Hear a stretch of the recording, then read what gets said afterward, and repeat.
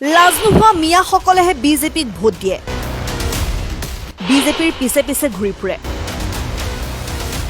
উন্নয়নে ঢুকি নোপোৱা চৰাঞ্চলৰ লোকসকলে বিচাৰে গৌৰৱ গগৈক মুখ্যমন্ত্ৰী হিচাপে। সাম্প্ৰদায়িকতা আৰু মিয়াক লৈ কৰা ৰাজনীতিত অতিষ্ঠ চৰাঞ্চলৰ ৰাইজে বিচাৰিছে বাংলাদেশী মুক্ত অসম। লাওপাৰা চৰ নতুবা চটেমাৰী চৰৰ দুখনকৈ বাঁহৰ দলঙত পইচা ভৰি যাতায়াত কৰিব লাগে চৰাঞ্চলৰ ৰাইজে। যন্ত্ৰণা ভোগ কৰিলেও যেন আক্ষেপ নাই চৰাঞ্চলৰ মিয়াসকলৰ। বৰক্ষেত্ৰীৰ শিয়ালমাৰী চৰৰ বাসিন্দাসকলে কি বিচাৰে চাওঁ হওক আমাৰ এক বিশেষ প্ৰতিবেদন। আমি আমাৰ সমষ্টিটো বৰক্ষেত্ৰী পৰে। তো এতিয়া ইলেকশ্যন 26ত বিধানসভাত কাক বিচাৰে বৰক্ষেত্ৰী সমষ্টি? এতিয়া চাওক, যোনেই মানে হওক সেইটো আমাৰ ক'ব লগা একো নাই। মানে এনেকুৱা হ'ব লাগে যাতে আমাৰ চৰকাৰখন যিটো আপোনাৰ এটা জাতিক টাৰ্গেট কৰি কথা কয়। কোনে কৈছে এই জাতিটো? জাতিটোক এতিয়া হয়তো চবেই চাই আছে, কোনেও কৈ আছে। মানে এইটো মই কাৰো নাম হেৰি নকৰোঁ, মেনশ্যন নকৰোঁ। কিন্তু এটা এনেকুৱা এটা আমাৰ চৰকাৰ নালাগে যিটো জাতিক টাৰ্গেট কৰি কিনে কথা কয়, যাতে আমি হিন্দু মুছলিম খ্ৰীষ্টান গোটেইখিনি একেলগ হৈ কিনে চলিব পাৰোঁ। আমি সেনেকুৱা এখন চৰকাৰ বিচাৰোঁ। সেনেকৈ ডাইৰেক্ট নাম মেনশ্যন নকৰোঁ, কাৰণ এজন ভাল মুখ্যমন্ত্ৰী লাগে মোৰ তাতে। এটা চকুৰে দেখে সেনেকুৱা এজন মুখ্যমন্ত্ৰী বিচাৰোঁ। 26ৰ কথাটো হ'ল কি, বৰক্ষেত্ৰীৰ কাৰণে বিজেপি আমাৰ ডেকা ছাৰে যি বুলি আমাৰ আশাবাদী। আপোনালোকৰ মুখ্যমন্ত্ৰী কৈছে কথাটো ঠিকেই কৈছে, কিন্তু আমিতো মিয়া নহয়। আমিতো বাংলাদেশী মানুহ নহয়, মই অসমৰ মানুহ, মই অসমীয়া, হাৰে সমজে অসমীয়া মানুহ। আমি যি যেখেতে বাংলাদেশী মানুহ তেখেতে ভোট নিদিলেই হ'ল, আমিতো বাংলাদেশী নহয়। আমি অসমৰ মানুহ, আমি সেইকাৰণে ভোট দিম। যিহেতু অসমৰ মুখ্যমন্ত্ৰী ডক্টৰ হিমন্ত বিশ্ব শৰ্মা যিহেতু আমাক মাইনৰিটিৰ মানুহখিনি বিশেষকৈ তুচ্ছ তাচ্ছিল্য কৰি থাকে, সেইকাৰণে আমি এতিয়া গেলে কাৰো প্ৰতি মনস্থ কৰা নাই। এই ক্ষেত্ৰত মানে মই কওঁ যে যিবিলাক লাজ নোহোৱা মিয়া সেইবিলাকহে বিজেপিৰ পক্ষত আছে, আৰু লাজ থকাখিনি বিজেপিৰ পক্ষত কেতিয়াও নাযায়। মই অকল বিজেপিকে দোষাৰোপ নকৰোঁ, মানে কংগ্ৰেছ বা বিজেপি দুটাৰ এটাই আমাৰ মাইনৰিটিৰ মানুহখিনিক সুৰক্ষিত দিব পৰা নাই। থকা কেইদিন হাৰাশাস্তি দি থাকিব মুখ্যমন্ত্ৰী, এইটো অপেনে কৈ আছে। এইটো আমাৰ ক'ব লগা একোৱেই নাই।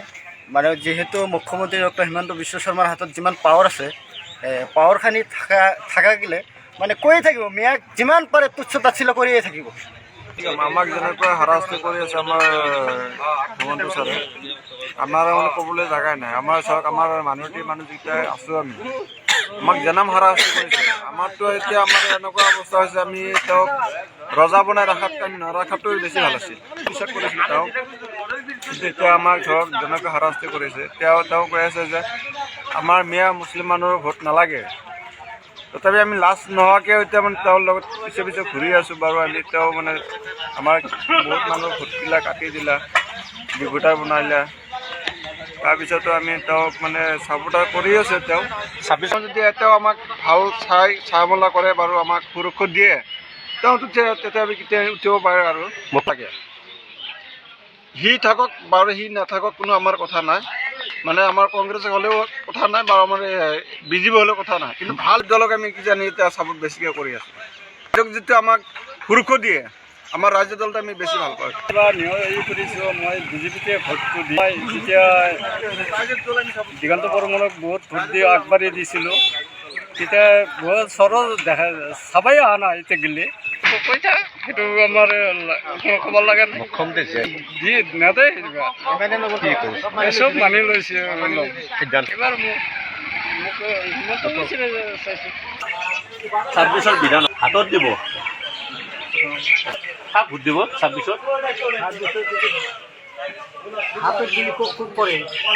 হাতত দিব।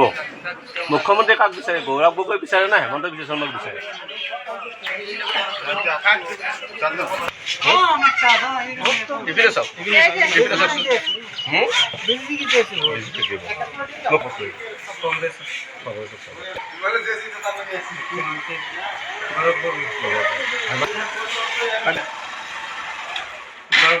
গৌৰৱ গগৈ দোকান দিছে, কিহৰ দোকান দিছে? কেনেকুৱা বিক্ৰী বাৰ্তা? বিক্ৰি মোটামুটি চলি আছে। আপনি 26ৰ কাৰণে কাক চাপোৰ্ট কৰিব? মুখ্যমন্ত্ৰী কাৰণে মুখ্যমন্ত্ৰী মুখ্যমন্ত্ৰী গৌৰৱ গগৈ চাপৰ্ট কৰে। হেমন্ত বিশ্ব শৰ্মাক চাপৰ্ট নকৰে মুখ্যমন্ত্ৰী হেমন্ত বিশ্ব শৰ্মাক চাপৰ্ট নকৰে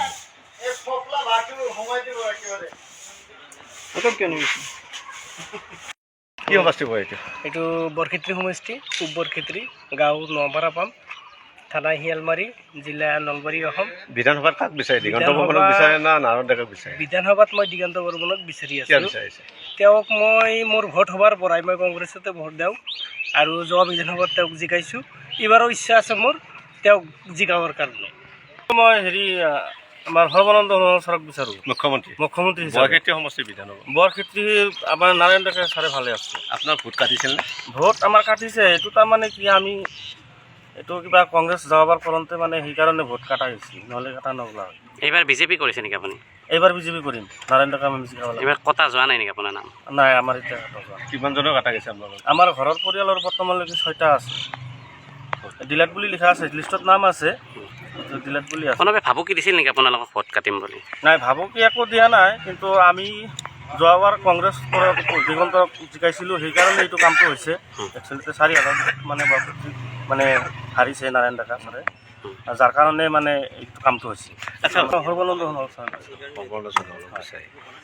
মুখ্যমন্ত্ৰী মানে ভাল মানে হেমন্ত বিশ্ব শৰ্মাই কৈছিল যে মই জীয়াই থকাকেইদিন বঙাল হওক মিয়াক মই হাৰাশাস্তি দিয়ে থাকিম এইটো কৰিবই চাগে জীয়াই থকালৈকে কৰিব কি কৰিব?